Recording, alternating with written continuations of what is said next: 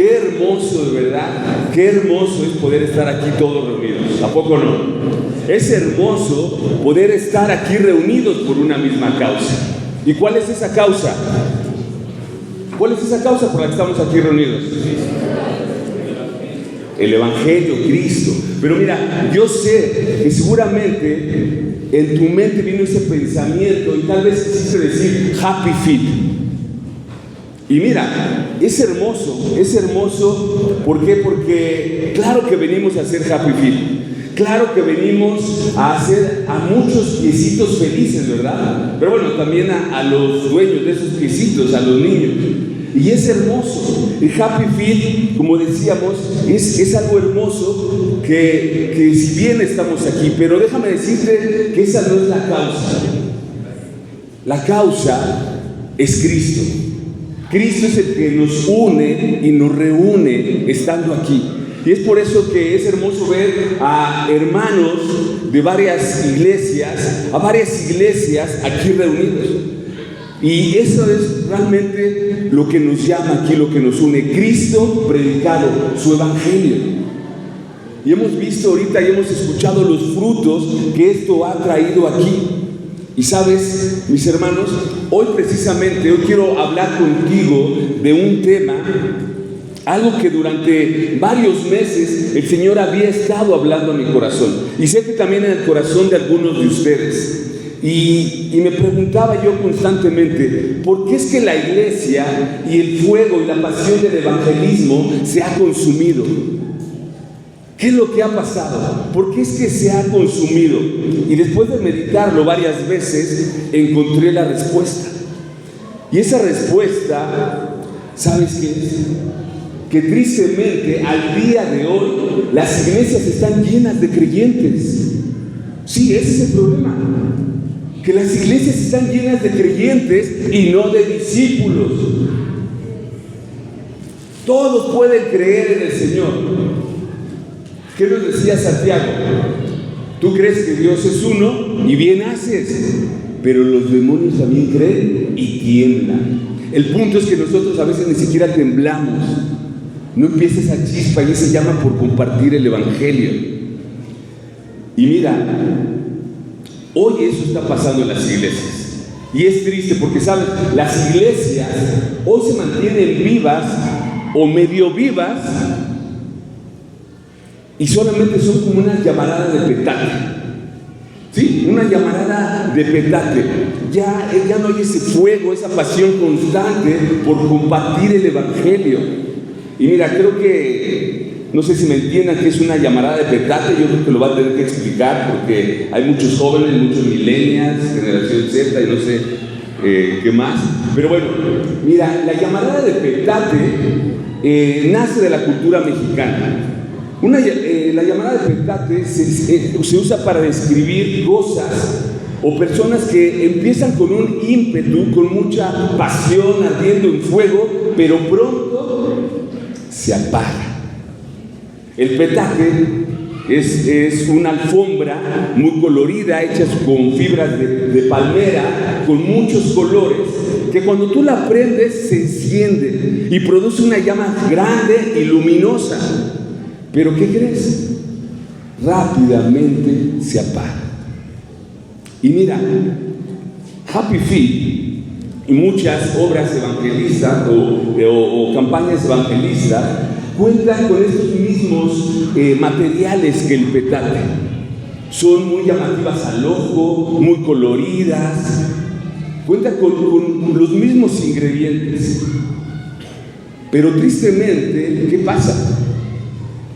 Nos emociona y decimos, quiero ir y quiero hacer, porque mira, ¿a quién no le gusta viajar? ¿A quién no le gusta venir, ver los paisajes? ¿A quién no le gusta conocer amigos, estar platicando, la fogata y todo, acampar? Aunque el de al lado ronque, o aunque al de al lado le huele el Happy Feet, ¿no? Porque nos ha tocado, ¿no? Pero aún así nos encanta y es hermoso. Pero ¿sabes? Aunque esto suceda, esto no debe ser así. Porque yo sé que muchas veces, muchos de los que estamos aquí, regresamos a casa y regresamos a las iglesias. ¿Y qué crees? Esa flama, como el petate, llegas y ¡pum!, se acaba. 1 o 2 semanas y no vuelves a hacer evangelismo. Eso es una realidad y eso es lo que está pasando en las iglesias. Y lo importante no es que esto ocurra, lo importante es qué hacer para que esto no ocurra. Y mira, Happy Feet, con sus colores, con lo llamativo que es, las campañas evangelísticas no van a cambiar. Y qué bueno que no cambie, porque necesitamos ir y predicar a Cristo. El Happy Feet no va a cambiar. Lo que tiene que cambiar es tu corazón y mi corazón.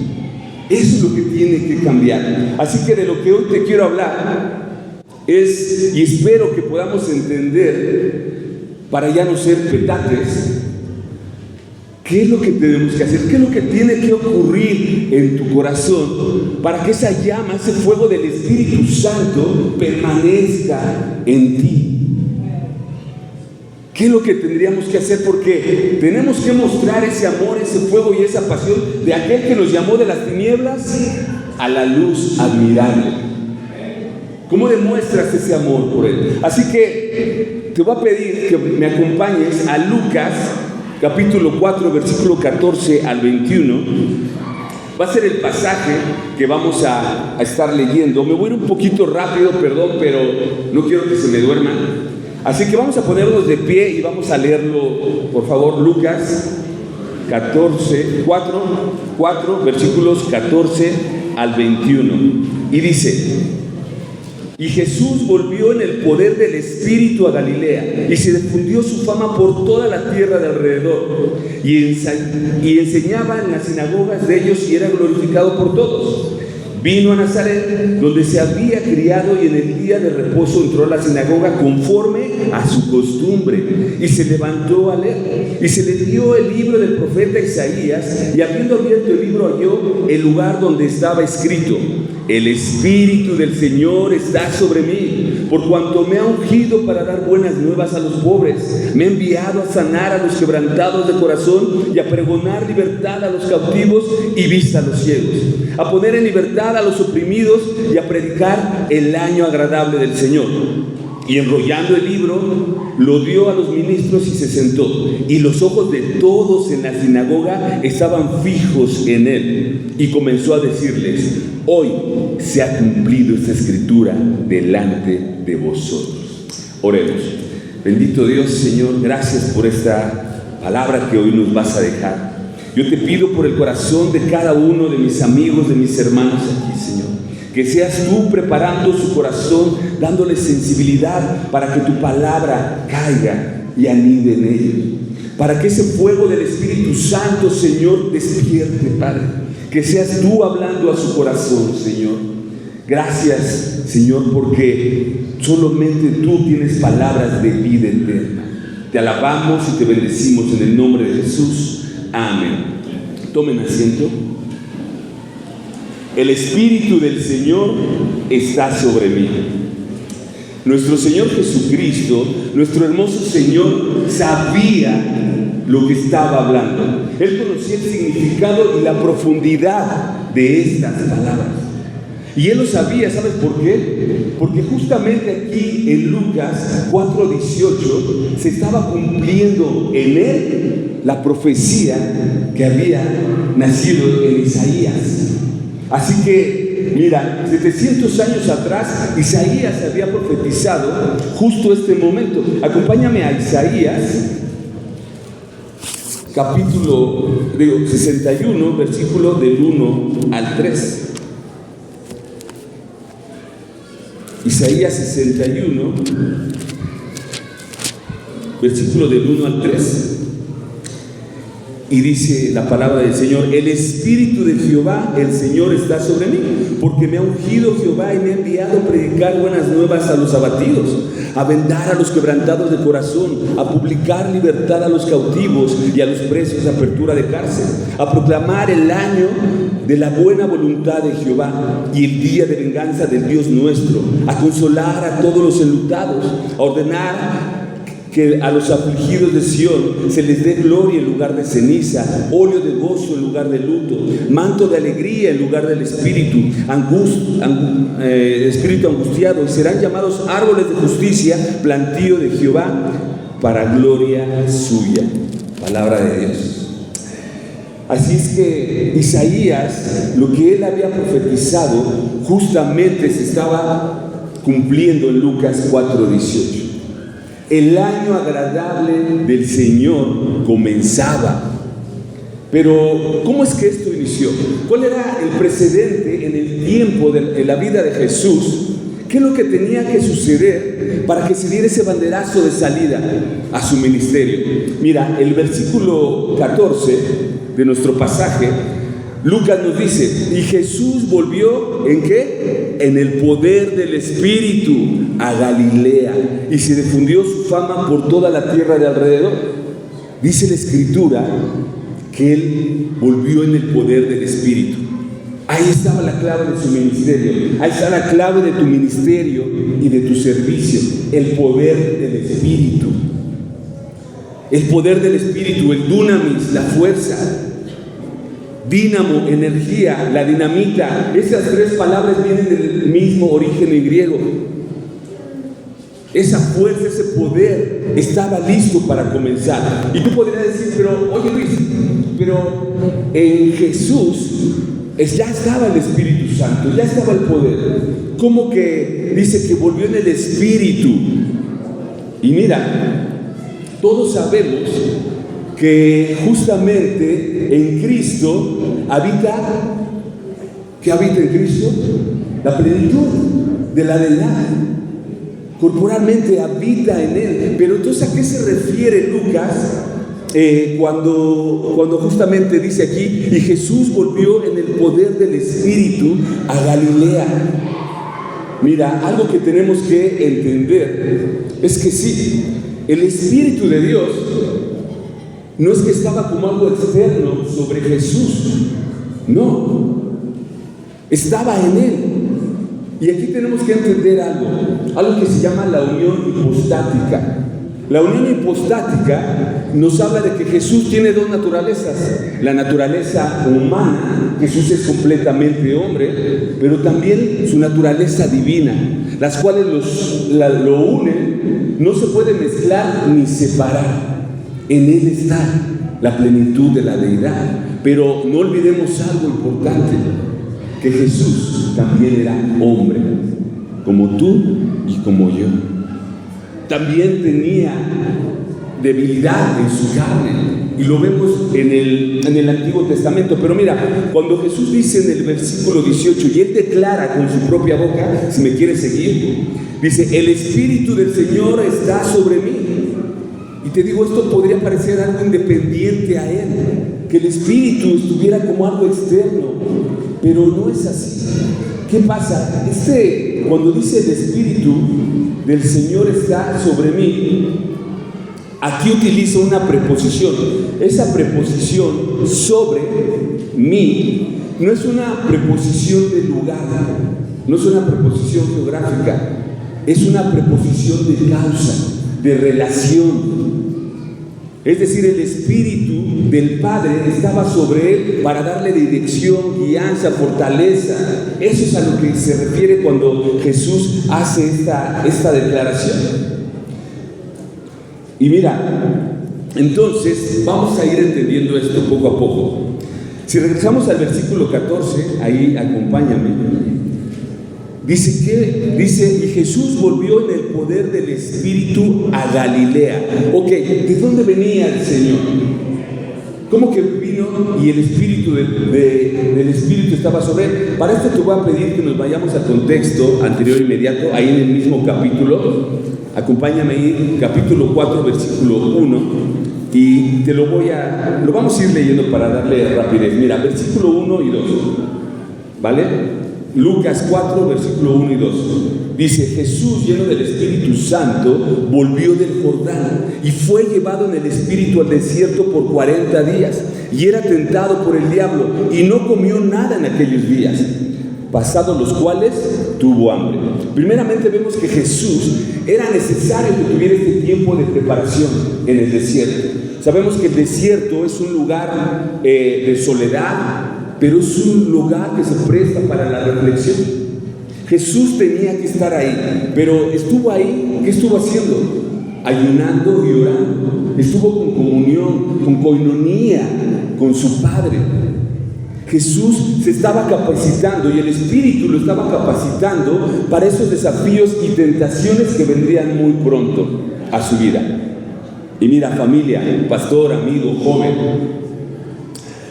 tú nunca vas a poder tener un crecimiento espiritual si antes no tienes esa comunión, esa coinonía con tu Padre Celestial.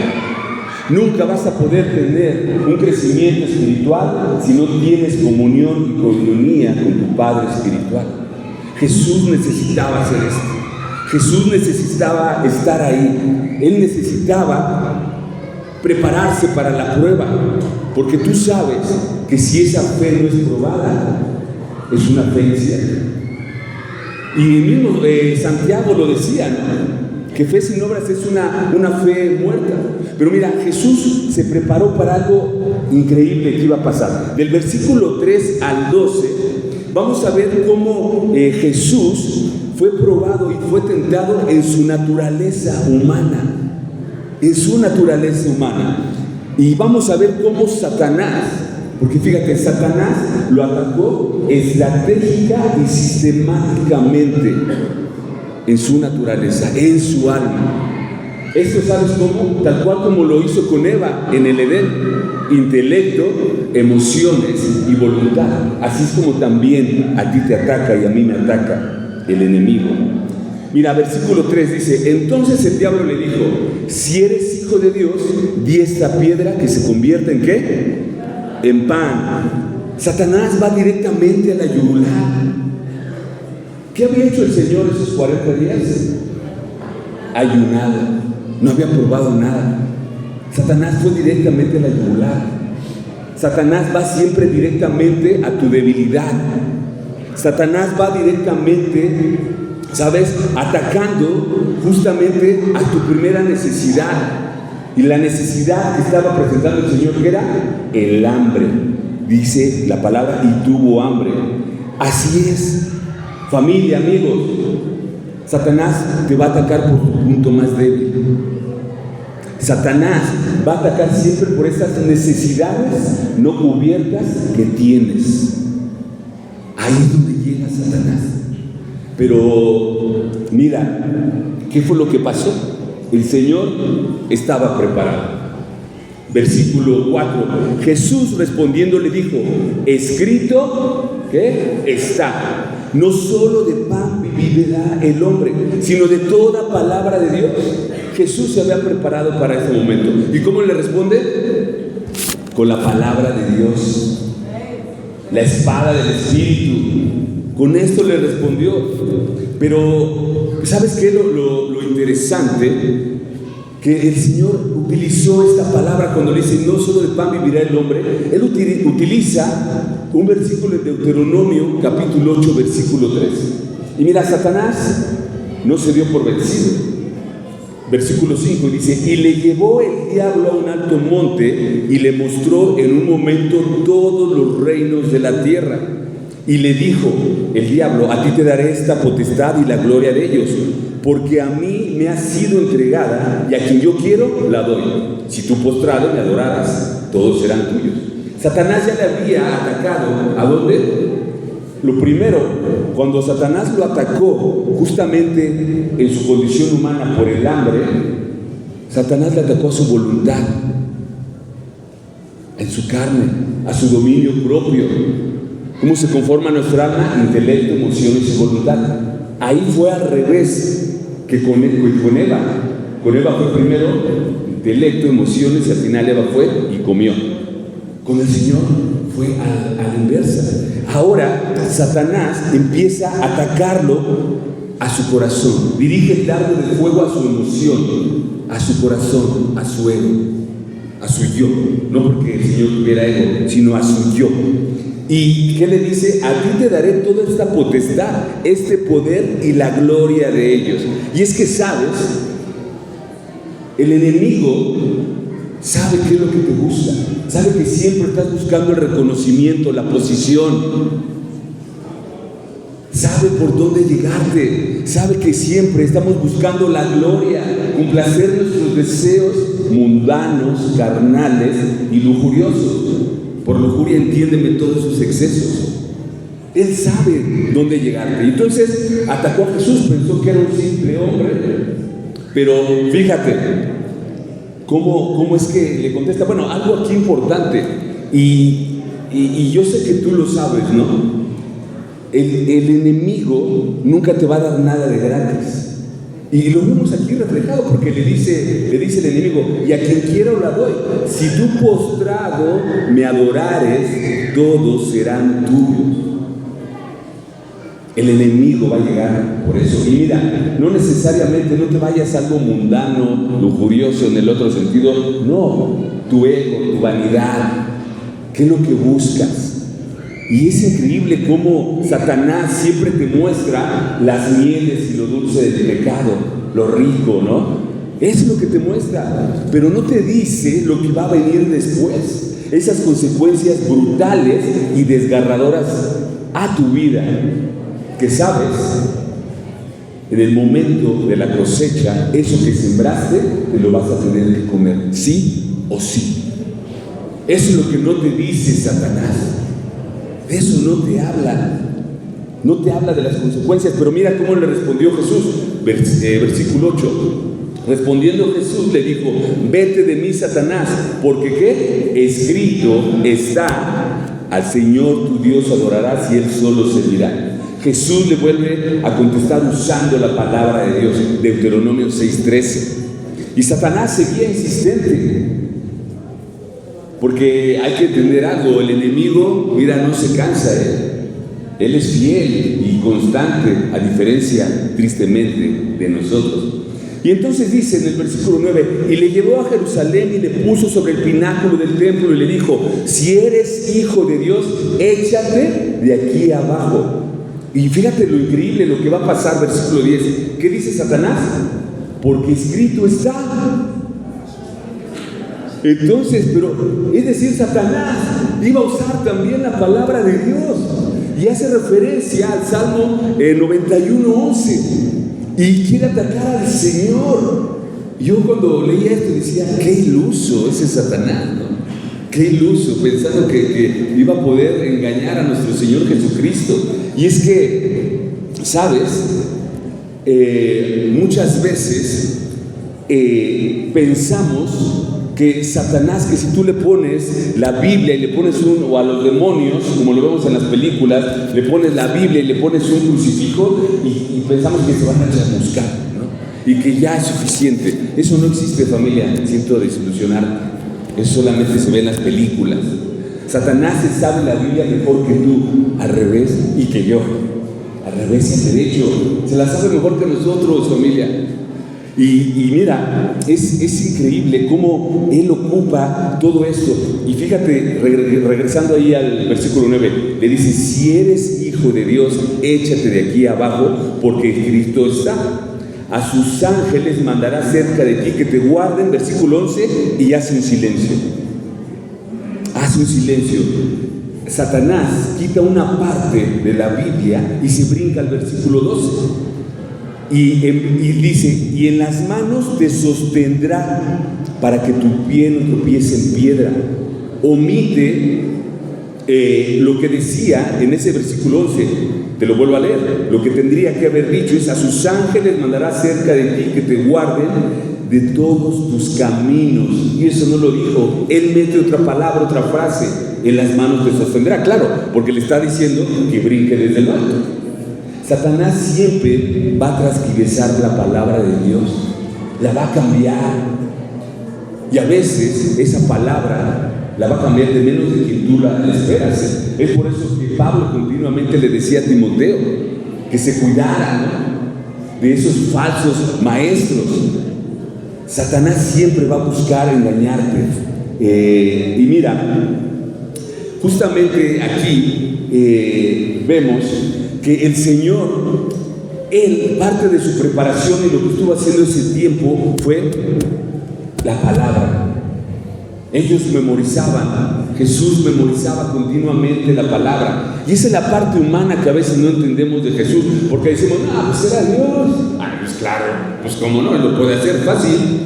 No, Jesús era hombre también. Entonces, Jesús también estaba en una relación continua con el Señor. Versículo 12, dice, respondiendo Jesús, fíjate cómo le contesta, dicho está, no tentarás al Señor tu Dios. Y hace referencia ahora a Deuteronomio 6:16. Y dice que cuando el diablo hubo acabado toda tentación, se apartó de él por un tiempo. ¿Por qué fue que huyó? La respuesta la tenemos en Santiago 4:7. Someteos pues a Dios, resistid al diablo y él huirá de vosotros. Esa es la única manera de resistir al diablo, a través de la palabra de Dios, de la comunión. Y entonces, hoy, con esto podemos entender por qué Lucas dice que Jesús volvió con el poder del Espíritu a Galilea. ¿Por qué volvió con el poder del Espíritu? Porque había pasado la prueba. Jesús no fue probado para a ver si pasa. No tenías a Dios ahí, híjole, les voy a mandar la tentación, a ver si la pasa, uy, ahí va. No, el Señor fue probado para mostrar quién era Él. Por eso fue probado. Entonces, el poder del Espíritu, ¿de dónde venía? De tres cosas principalmente. Una, el poder del Espíritu venía de la preparación espiritual del Señor a través de la comunión con el Padre, el ayuno, la oración. Familia, chicos, chicas, de la alabanza. ¿Qué música estás escuchando?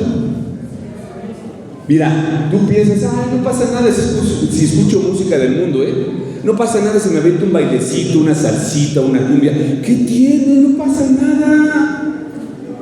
Las letras, las palabras no son inocentes. Producen y anidan en tu mente casos, cosas, sensaciones. Si tú escuchas salsita, la cumbia y empieza el reggaetoncito, ¿por qué no? Pero el reggaetón cristiano, pastor. Fíjate, la otra vez estaba escuchando una canción bonita, es una alabanza, pero con este estilo brasileño, no sé cómo se llama. ¿Cómo? ¿Bossa nova? Bueno, algo así, ¿no? Como musiquita así. Bueno, el punto es que la estaba escuchando y ¿qué crees? Me acordé justamente de la playa. Yo estuve en Brasil unos meses por el trabajo y me empecé a acordar. Sí, la playita. Pero era música cristiana. Y dije, sí, la playita y todo. Me acuerdo. Hacía calor. Sí, pues, como que algo me empezaba a temblar, ¿no? Esas palabras te llevan a pensar cosas. Siempre les he dicho, a mí me encantaba José José. Pero si yo empiezo a escuchar José José y empiezo a escuchar amantes que pasaron por mi vida, qué bonito, ¿no? ¿Qué me va a acordar? ¿A dónde se va a ir mi mente? A las letras de esa canción. Las letras, la música que escuchas no es inocente, joven. No es inocente. El poder del Espíritu viene de tres cosas: de la preparación espiritual a través de la comunión con el Padre. El poder del Espíritu viene del conocimiento de las Escrituras, de la palabra de Dios. El poder del Espíritu viene de la sumisión y la obediencia a Dios. Cuando mueres a ti mismo, haciendo la voluntad del Padre, cuando mueres a ti mismo, entonces el poder viene en ti. Y lo conocemos, ¿no? Que decía Pablo, 2 Corintios 12:9. Y me ha dicho, bástate mi gracia, porque mi poder se perfecciona en la debilidad. Decía Pablo, por tanto, más bien me gozaré en mi debilidad, para que repose sobre mí, ¿qué? El poder de Cristo. Muere a ti mismo. Por ahí decían que, escuché y se me hizo lógico, ¿no? Dice, es que el Espíritu no vino el Espíritu de Dios no vino a darte vida. Yo dije, espérate, cálmate. No, el Espíritu de Dios vino a matar tu carne. ¡Wow! Sí es cierto. El Espíritu de Dios vino a matar mi carne. Tengo que morir a mi carne. Y mira, entonces ya entendemos hoy cuando Pablo utiliza, aquí mismo, fíjate, utiliza esta misma expresión, cuando dice: porque mi poder se perfecciona en la debilidad, por tanto de buena gana me gloriaré más bien en mis debilidades, para que repose sobre mí. Esta preposición es la misma que se está utilizando en Lucas, sobre mí. Y ahorita vamos a ver algo muy interesante. Entonces, bueno, entendemos que las pruebas en tu vida las necesitas. Las pruebas son un catalizador en tu vida. Porque ¿qué es lo que hace un catalizador? Un catalizador convierte, transforma y potencializa. No rehuyas a las pruebas, capacítate para afrontarlas. Esa es una gran diferencia. Y sabes, familias, que tenemos que dejar de ser petates.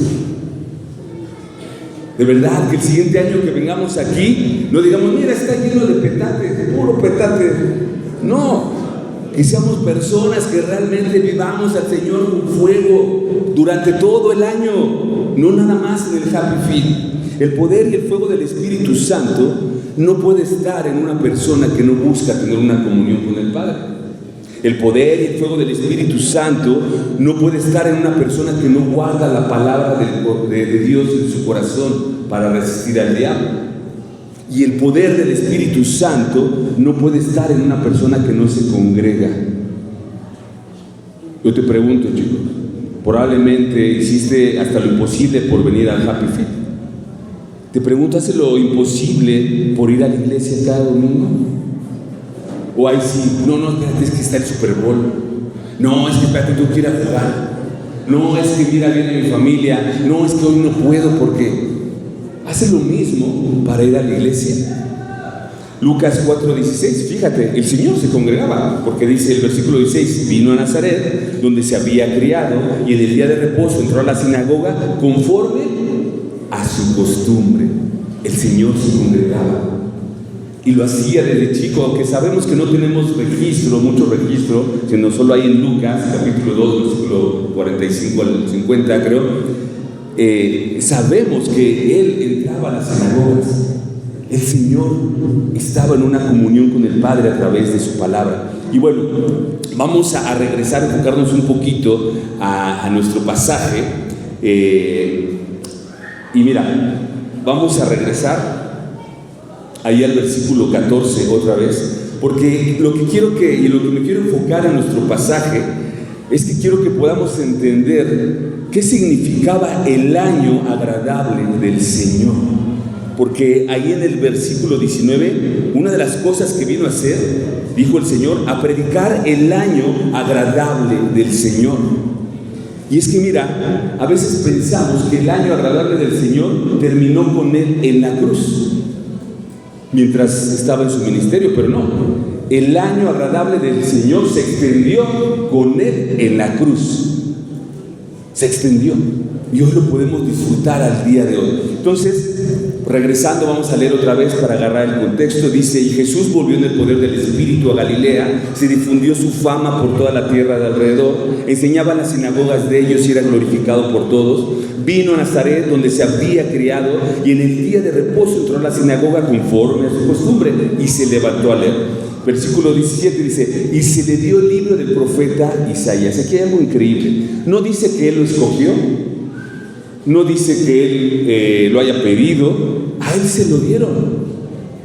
A él se lo dieron. Eso, le estaban dando el libro donde él iba a proclamar la profecía que se estaba cumpliendo en él. Que a partir de ese momento se iniciaba el año agradable del Señor. Y dice, versículo 17: y habiendo abierto el libro, halló el lugar donde estaba escrito: el Espíritu del Señor está sobre mí, por cuanto me ha ungido para dar buenas nuevas a los pobres. Me ha enviado a sanar a los quebrantados de corazón, a pregonar a libertad a los cautivos y vista a los ciegos, a poner en libertad a los oprimidos, a predicar el año agradable del Señor.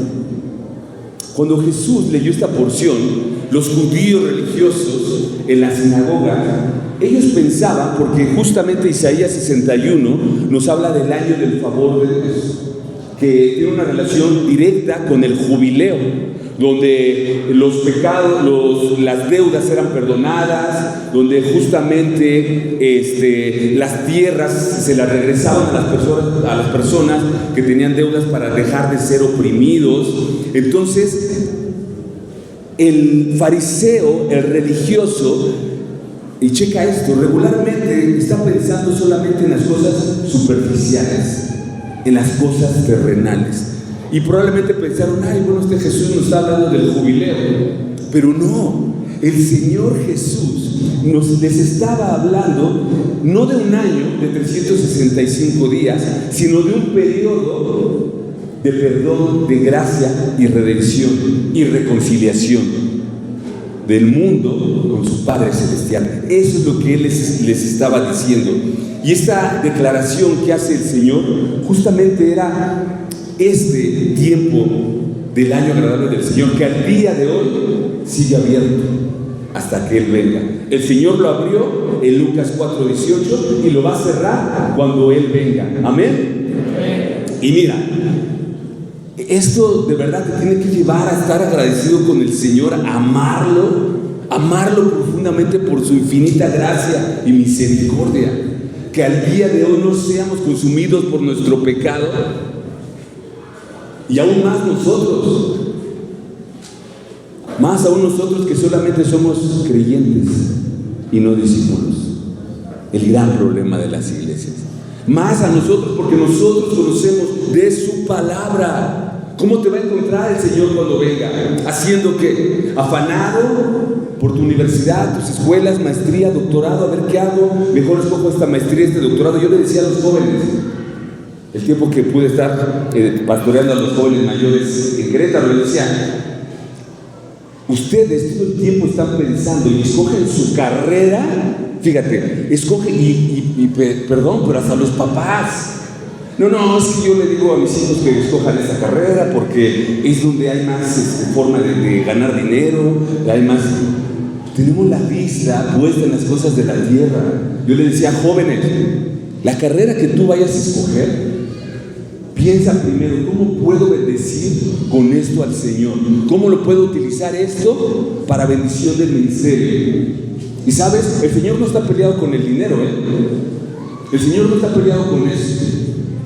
El Señor dice que Él te quiere prosperar, pero así como prospera tu alma. Escoge una carrera. Yo les decía a una chica que era química, escoge una carrera y ¿por qué no te inventas a lo mejor, imagínate un invento, que hagas un filtro para filtrar el agua del mar, ¿no? Y entonces te vas al África, si tú quieres, a donde sea, y empiezas a hacer esto, y empiezas a alcanzar a las comunidades en ese lugar. ¿Qué va a pasar? Pues vas a poder vender tu invento, vas a poder venderlo. El Señor no tiene problemas con darte dinero, siempre y cuando lo utilices para eso. Pero sabes, tristemente, el pensamiento de los jóvenes cristianos y de los papás cristianos, su mente sigue en, sí, mijo, lo que te vaya a dar dinero, donde te puedas ubicar mejor. Estamos perdidos, familia. Estamos perdidos, no tenemos una vida cristocéntrica. Y bueno, en esto que te acabo de leer, justamente en la declaración del año agradable del Señor, el Señor va a manejar 6 puntos que van a ocurrir durante este tiempo. Primero, ahí sígueme si quieres en la Biblia, el primer punto dice, dar buenas nuevas a los pobres. El año agradable del Señor se abrió para dar buenas nuevas a los pobres, evangelismo. ¿En Happy Feet nada más? No, todos los días de tu vida.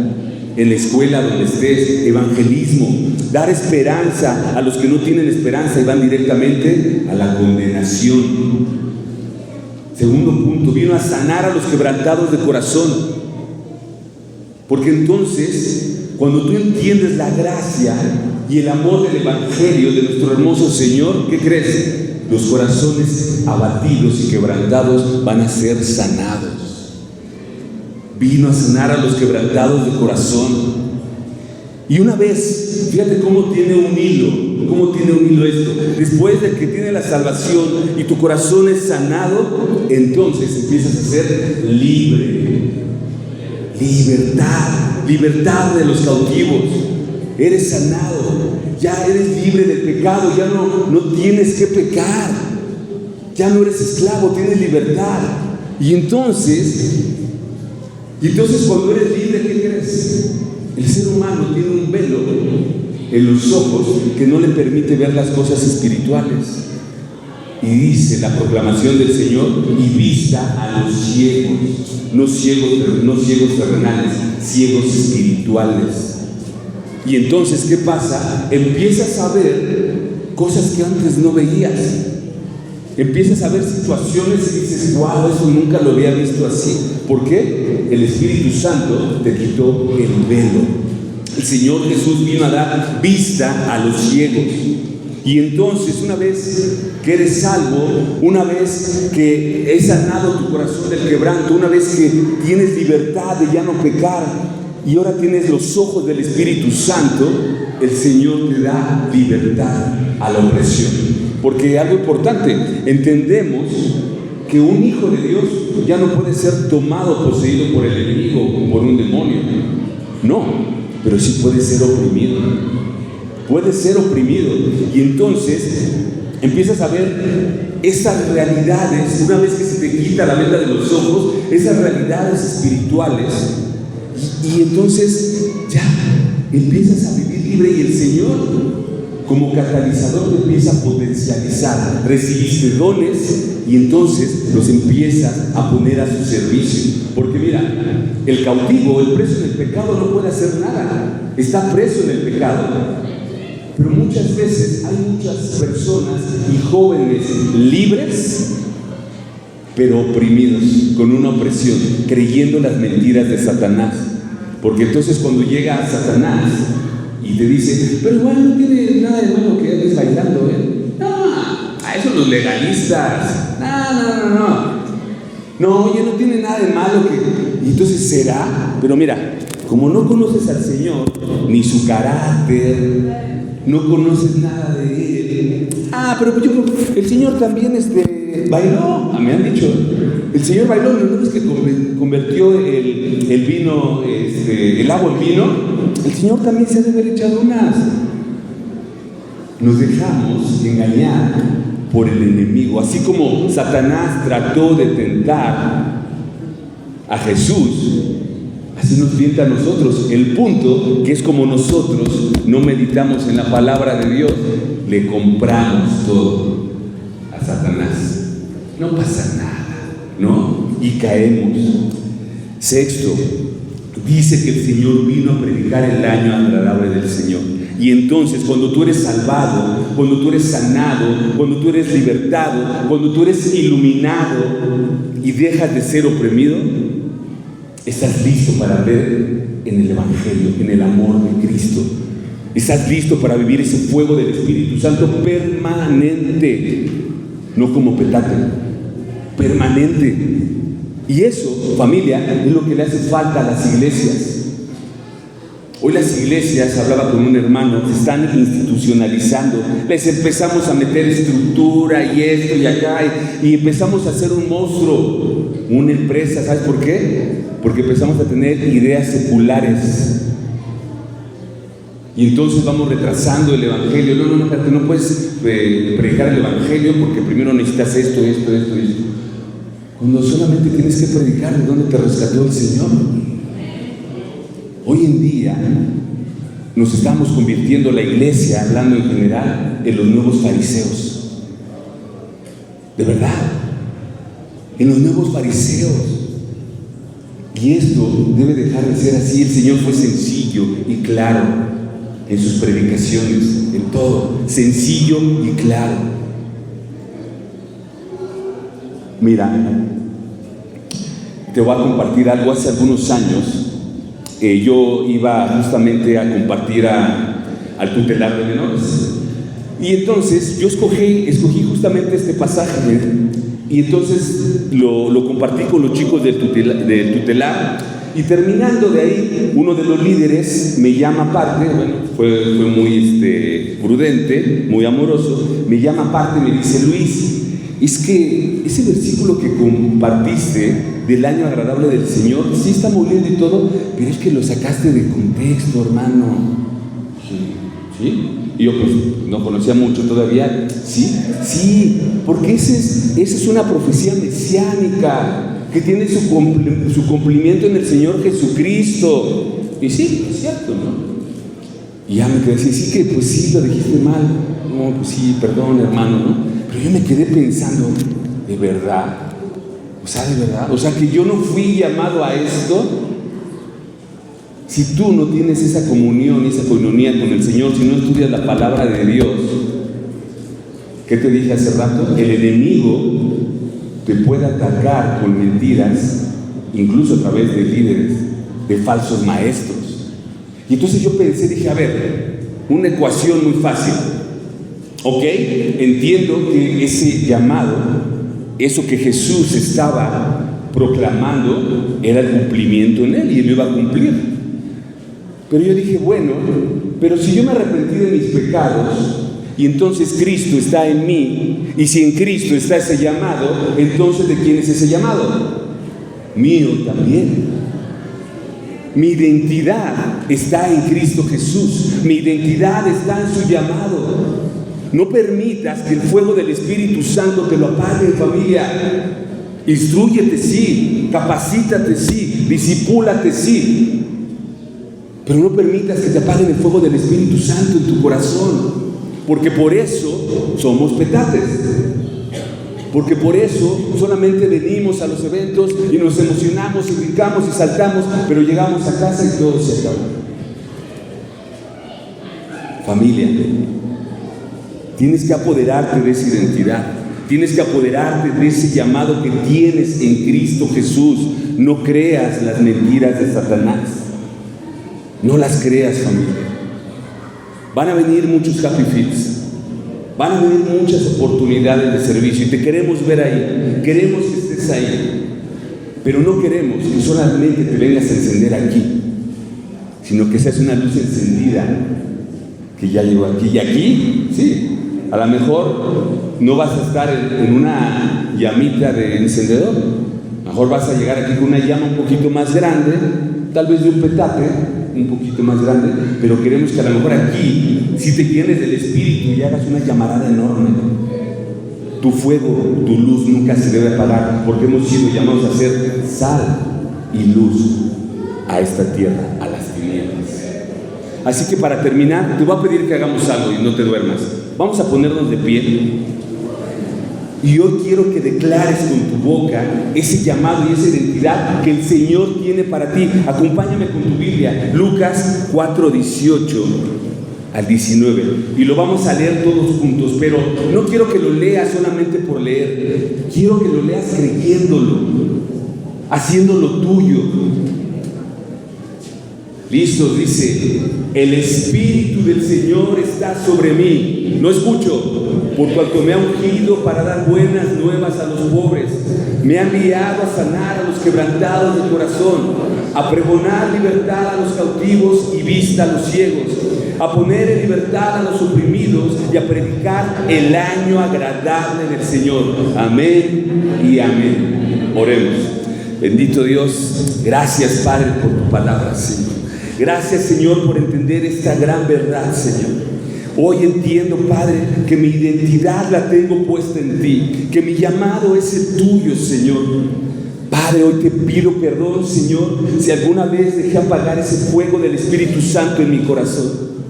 Perdóname porque he escuchado las mentiras de Satanás, porque no he sabido responderle con tu palabra y he escuchado y he sido seducido por su engaño.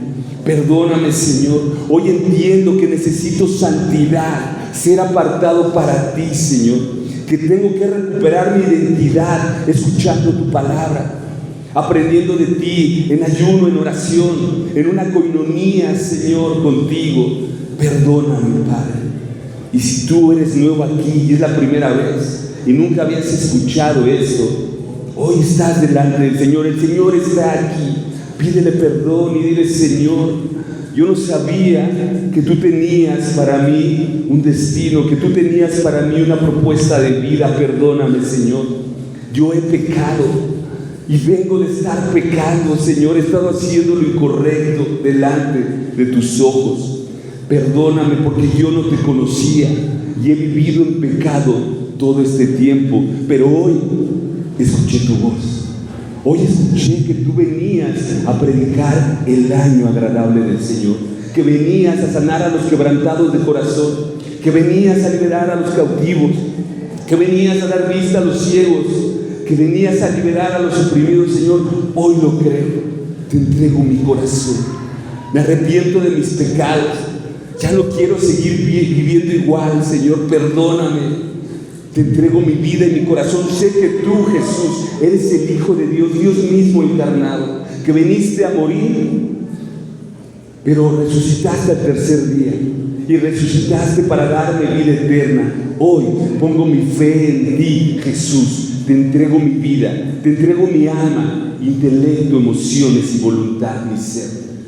Que lo que un día tuvo el enemigo, hoy te lo entrego a ti, Señor.